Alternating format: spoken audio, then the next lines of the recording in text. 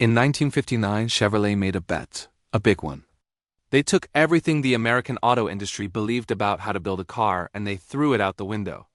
No V8 up front, no body-on-frame construction, no conventional rear-wheel drive setup with a long drive shaft running underneath. Instead, they put the engine in the back, a flat 6 air-cooled, hanging out behind the rear axle like some kind of European sports car. They called it the Corvair, and for the next 10 years, it would become one of the most controversial, most debated, and most misunderstood automobiles in American history.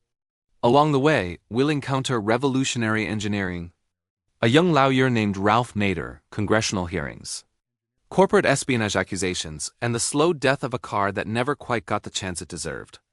Don't forget to like, share, and subscribe to Nostalgia Rides for more legendary cars. So let us begin.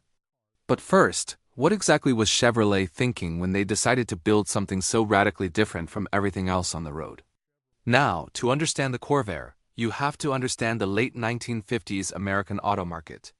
The Big Three, Ford, Chrysler, and General Motors, had spent the entire decade building cars that were honestly kind of absurd. Massive chromolidin land yachts with tail fins that could take out an eye. V8 engines that got maybe 12 miles to the gallon on a good day.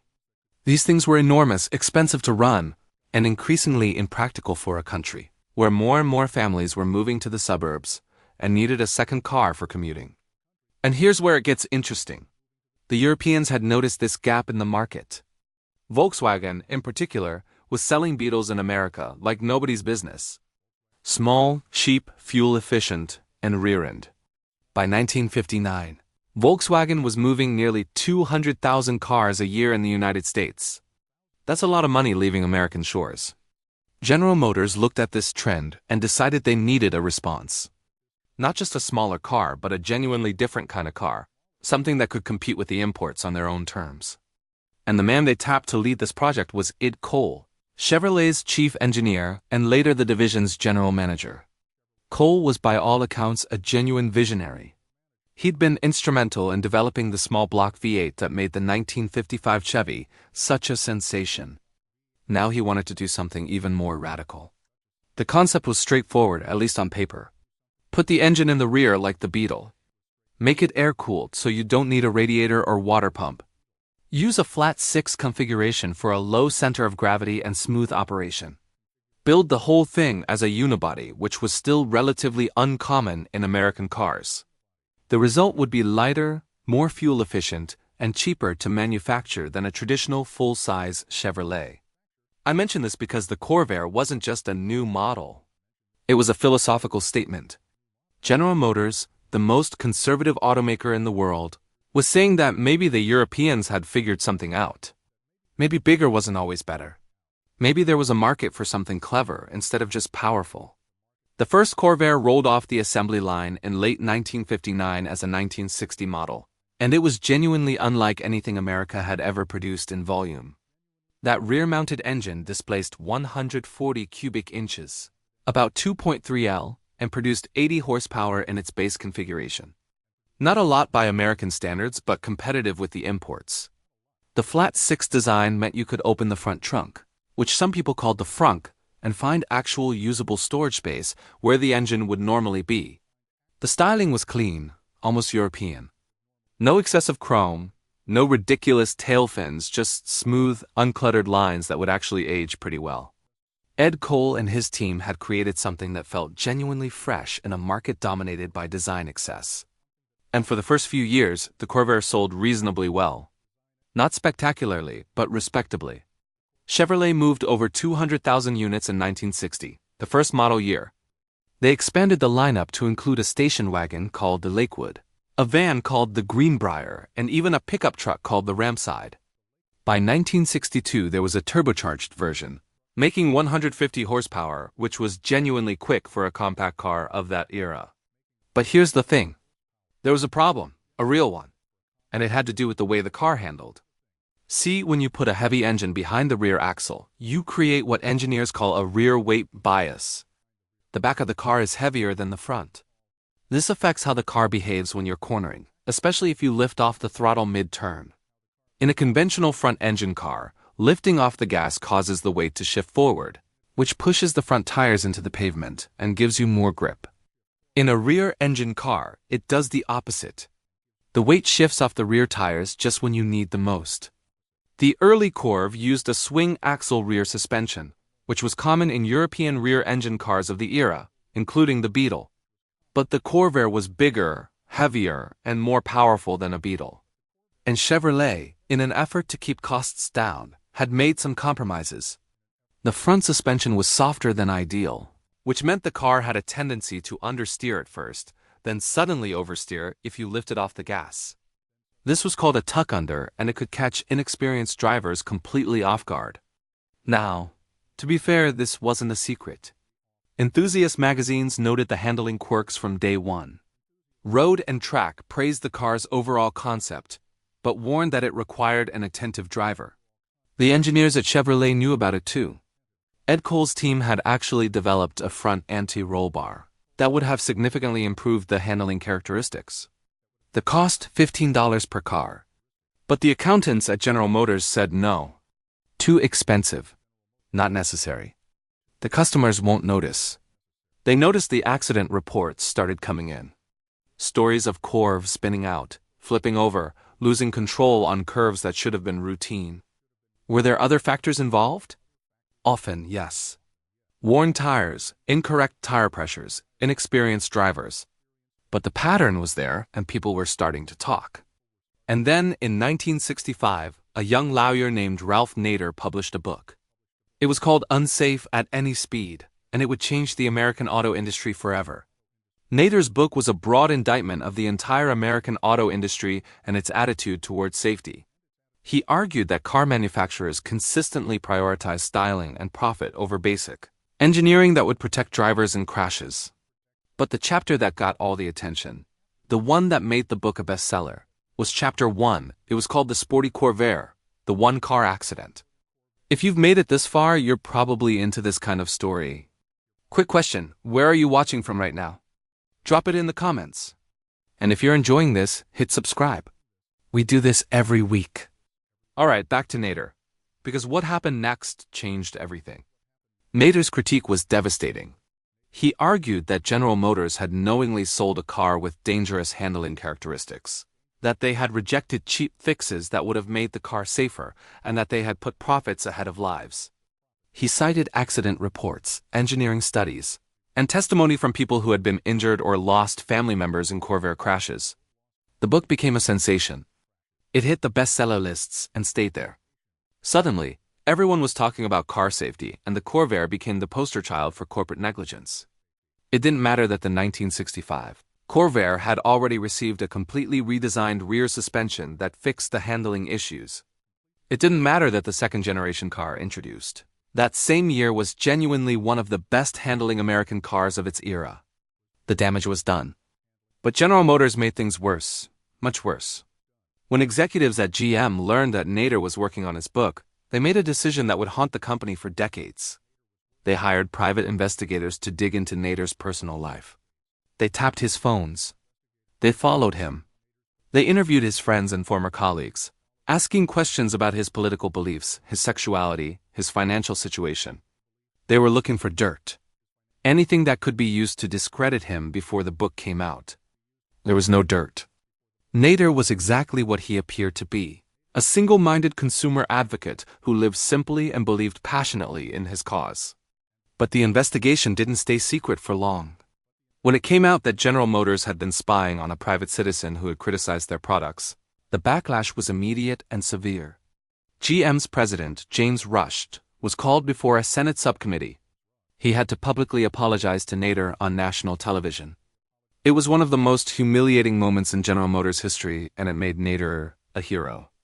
The crusading lawyer who had taken on the world's largest corporation and won. The irony, and I mean this is genuinely ironic, is that by the time Unsafe at Any Speed came out, the Corvair was already a much better car.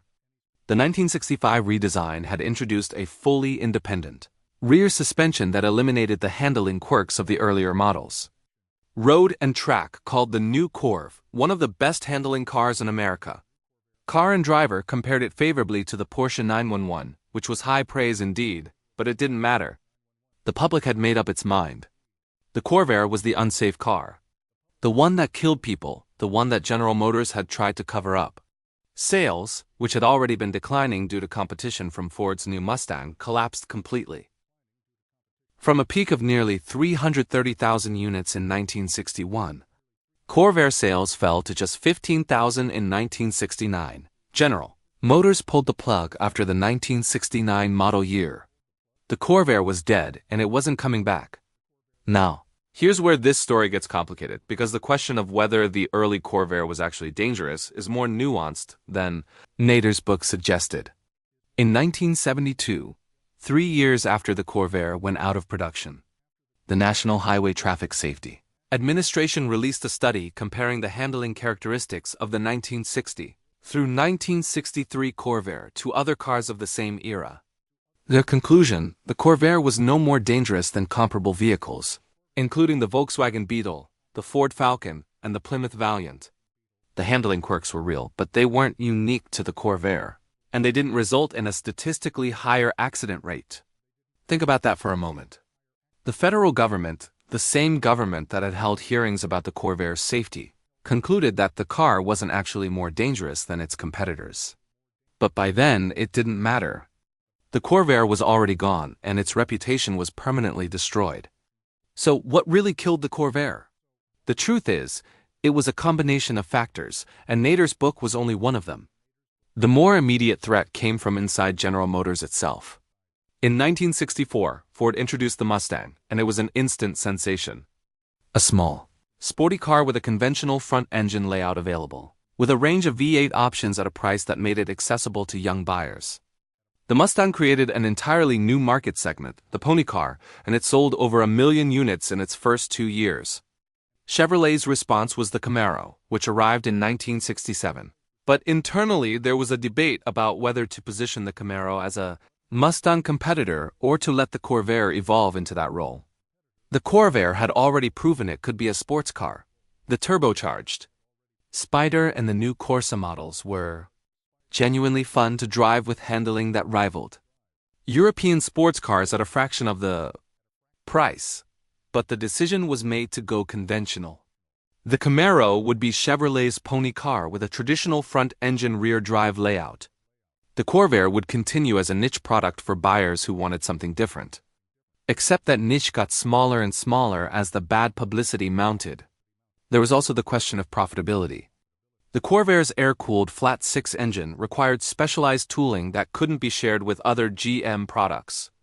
The unibody construction was more expensive than body-on-frame, and the car's unique engineering meant that parts couldn't be swapped between the Corv and other Chevrolet models. As sales declined, the economics got worse and worse. By the late 1960s, the Corvair was a car without a purpose. It was too expensive to compete with economy imports, too unconventional for mainstream buyers, and too tainted by bad press to attract enthusiasts. GM kept it on life support for a few years, making only minimal changes before finally ending production in May 1969. The last Corvair, a gold coupe, rolled off the assembly line in Willaroon, Michigan.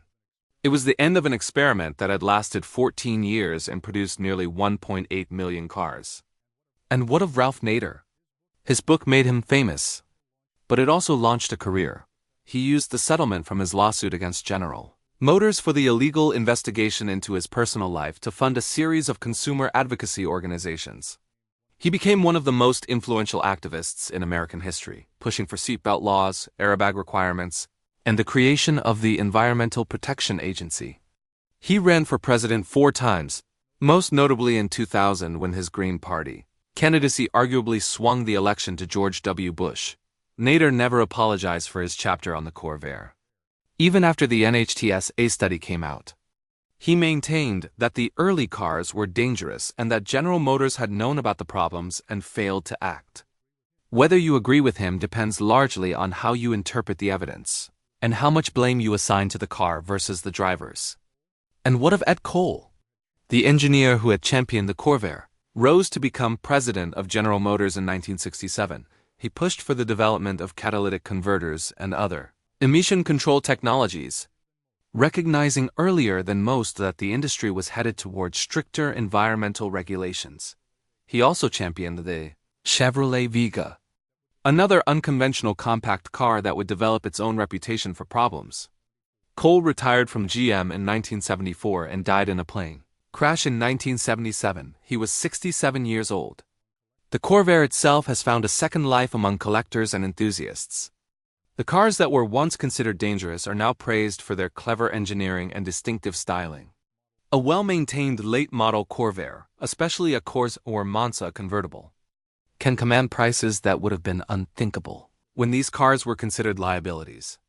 There's something poignant about that. The Corvair was ahead of its time in many ways. A car that anticipated the downsizing and fuel efficiency concerns that would become urgent after the 1973 oil crisis. If it had survived a few more years, if the bad publicity hadn't killed it, it might have found a whole new audience among buyers looking for an alternative to the gas-guzzling monsters that dominated American roads. But timing, as they say, is everything. The Corvair arrived too early to benefit from the changing attitudes toward fuel efficiency and too late to establish itself before the safety controversy erupted. It was caught between two eras, belonging fully to neither. The lessons of the Corvair are still being debated. For consumer advocates, it remains a cautionary tale about corporate priorities and the need for government oversight. For automotive historians, it's a story about what happens when genuine innovation meets market forces and public perception. For engineers, it's a reminder that even good ideas can fail if they're not implemented properly and communicated effectively.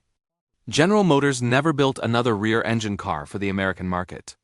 The Corvair's failure convinced the company that unconventional engineering was simply too risky, too difficult to explain to consumers, too vulnerable to criticism. Better to stick with what people knew and expected. That's pretty much been the philosophy ever since. And that is the story of the Chevrolet Corvair, a car that dared to be different in an industry that punishes difference. A car that was killed not just by its flaws, but by the perception of its flaws. A car that in the end might have been vindicated by history if only history had been paying attention. If you enjoyed this one, subscribe for more and let me know in the comments. Had you heard about the Corvair before this? Take care and I'll see you in the next. Don't forget to like, share, and subscribe to Nostalgia Rides for more legendary cars.